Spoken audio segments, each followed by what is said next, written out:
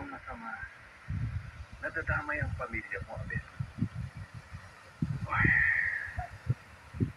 kaya yun ang dahilan kung bakit hindi ko rin titigilan ang resurrection na yan hanggat sa hindi ito matapos.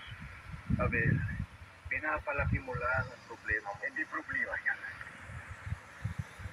Alam kong madaming tutulong sa akin sa Dora.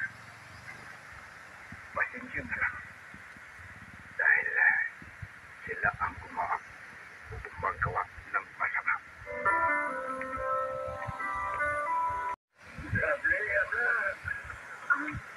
Tay Julio.